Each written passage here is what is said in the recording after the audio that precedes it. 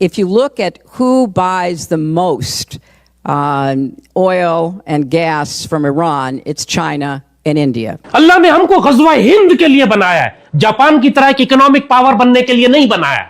ہم کو اللہ نے اس لیے بنایا ہے کہ ہم خوارج کے خلاف جنگ کریں. امریکہ کے اندر آج بھی ڈیموکریٹس انڈیا کو سلوشن سمجھتے ہیں, that India is a solution. Pakistan army کے ڈی جی ISPR کہتے ہیں کہ کشمیر ہمارا لاڈلا بچہ ہے. دوسری طرف سردار امان خان صاحب اور کشمیری جواب دیتے ہیں کہ ہم بچے نہیں ہیں, تمہارے باپ ہیں. یہ اکھنڈ بھارت بنانا چاہتے ہیں, ہم اکھنڈ بھارت کے پیٹ کاٹ کے مدینہ ثانی بنائیں گے. وہ کہتی ہے انڈیا اور چائنا سے مدد لیں, کیونکہ وہ ایران سے تیل لیتے ہیں, تو وہ ٹرمپ کو باہر نکال سکتے ہیں. ضیاء الحق صاحب کے جو بڑے مشہور الفاظ تھے کہ bleed India by 1000 cuts, conventional warfare میں Pakistan was no match for India. وہ تو 71 میں بھی دیکھ لیا. تم لیڈ کرو گے مسلمان دنیا کے ایک بلاک کو جس کا نام ہوگا یونائٹڈ اسٹیٹس آف اسلام.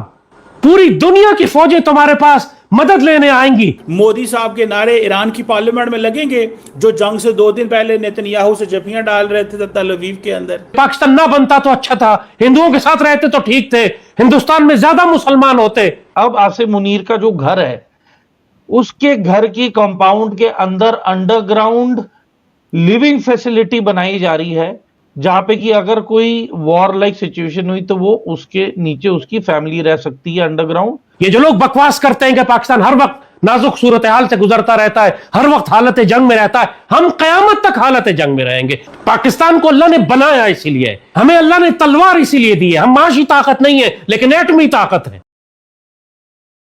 نمسکار دوستو, امریکہ سے یہ بیان آیا ہے کہ ایران وار کو روکنے کے لیے انہیں بھارت اور چائنا سے مدد لینی چاہیے, اور اس کا کارن انہوں نے یہ بتایا ہے کہ بھارت کے ریلیشنز ایران کے ساتھ اچھے ہیں اور بھارت ایران سے آئل بھی خریدتا ہے.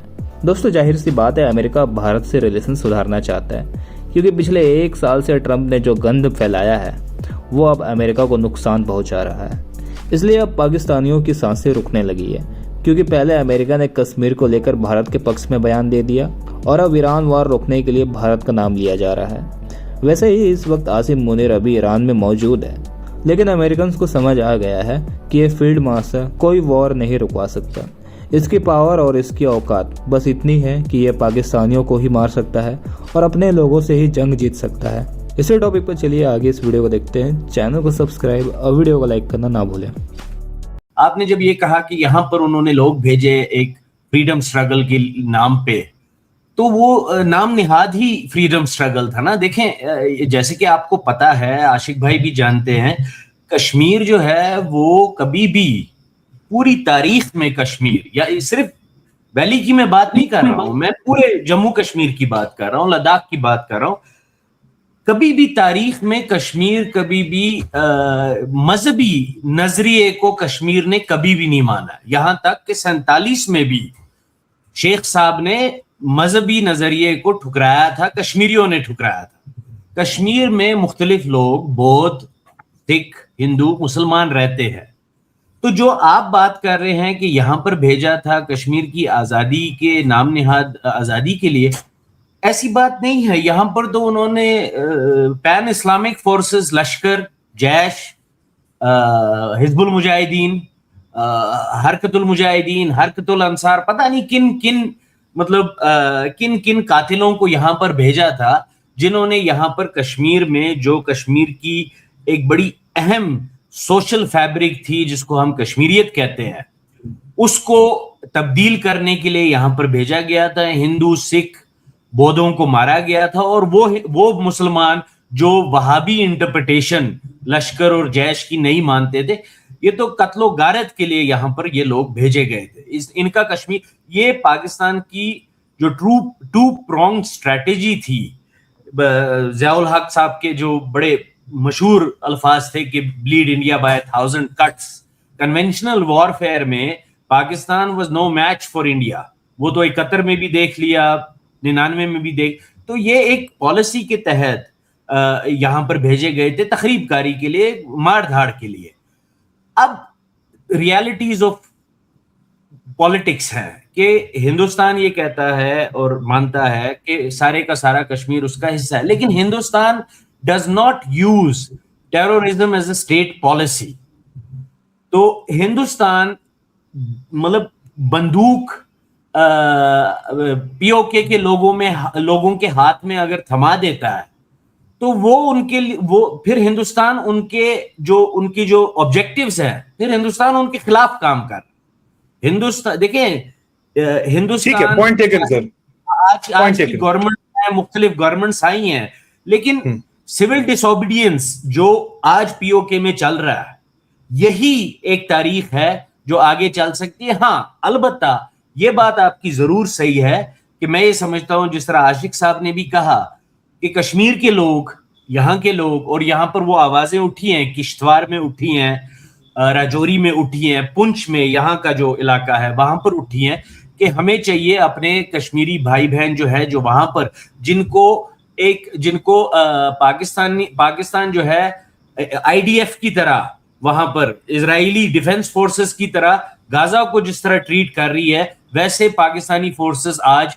پی او کے کو ٹریٹ کرے. تو ہمیں یہ چاہیے یہاں کے کشمیر کے لوگوں کو وہ آپ اسٹیٹ لیول پہ کر سکتے ہیں ہندوستان کے ساتھ مل کے وہ عام عوام کر سکتی ہے کم از کم ان کی جو دوائی کھانا کپڑے کم از کم اس کے لیے ہمیں آواز اٹھانی چاہیے اور اس میں ہمیں مدد کرنی چاہیے. جیسے ہی پاکستان بنتا ہے مدینے کی ریاست قائم ہوتی ہے پہلا حکم ہے تلوار نکالو. فوراً کشمیر میں جنگ شروع ہوتی ہے ہندو مشرکوں کے خلاف. یہ پہلی جنگ تھی باقاعدہ جنگ ایک اسلامی ریاست نے ہندو مشرکوں کے خلاف شروع کی اورنگزیب عالمگیر کے بعد. اورنگزیب عالمگیر نے جنگ کی تھی ان مشرکوں کے خلاف. اس کے بعد مسلمانوں نے جہاد ترک کر دیا تھا. 200 سال کے بعد 300 سال کے بعد مسلمانوں نے پھر تلوار نکالی قائد اعظم کی قیادت میں. جیسے سیدی رسول اللہ نے ہجرت فرماتے ہی بدر کے لیے تلوار نکالنے کا حکم دیا تھا. حیرت انگیز مماثلت ہے ہماری مدینے کے ساتھ. اور پھر اس کے بعد سے لے کر آج تک پاکستان نے تلوار واپس نہیں ڈالی. نام ڈالیں گے کبھی. یہ جو لوگ بکواس کرتے ہیں کہ پاکستان ہر وقت نازک صورتحال سے گزرتا رہتا ہے ہر وقت حالت جنگ میں رہتا ہے ہم قیامت تک حالت جنگ میں رہیں گے. پاکستان کو اللہ نے بنایا اسی لیے ہمیں اللہ نے تلوار اسی لیے دی ہے. ہم معاشی طاقت نہیں ہے لیکن ایٹمی طاقت ہے. تم یہ اللہ کے راز نہیں سمجھتے تمہیں نظر نہیں آتا کہ اللہ تمہیں کس مقصد کے لیے تیار. اللہ نے ہم کو غزوہ ہند کے لیے بنایا ہے جاپان کی طرح ایک اکنامک پاور بننے کے لیے نہیں بنایا. ہم کو اللہ نے اس لیے بنایا کہ ہم خوارج کے خلاف جنگ کریں. اللہ نے ہم کو اس لیے بنایا کہ ہم یہودیوں کے خلاف جنگ کریں اور مسجد اقصی کو آزاد کرائیں. اللہ نے ہم کو اس لیے بنایا ہے کہ ہم امت مسلمہ کی حفاظت کریں. یہ ہمارا رول ہے. اللہ نے ہم کو اس لیے بنایا ہے کہ ہم مسلمان دنیا کو لیڈ کریں اس کی کمانڈ کریں اس کی حفاظت کریں اور یہاں ایک ماحول بنائے کہ جس میں ہم خلافت الہام نہج النبوہ کو دوبارہ قائم کر سکیں. کی فارمر فارن سیکرٹری ہیں ہلری کلنٹن انہوں نے ایک انٹرویو میں کہا کہ اگر امریکہ مڈل ایسٹ سے باہر نکلنا چاہتا ہے تو انڈیا کی مدد لے اور چائنا کی مدد لے.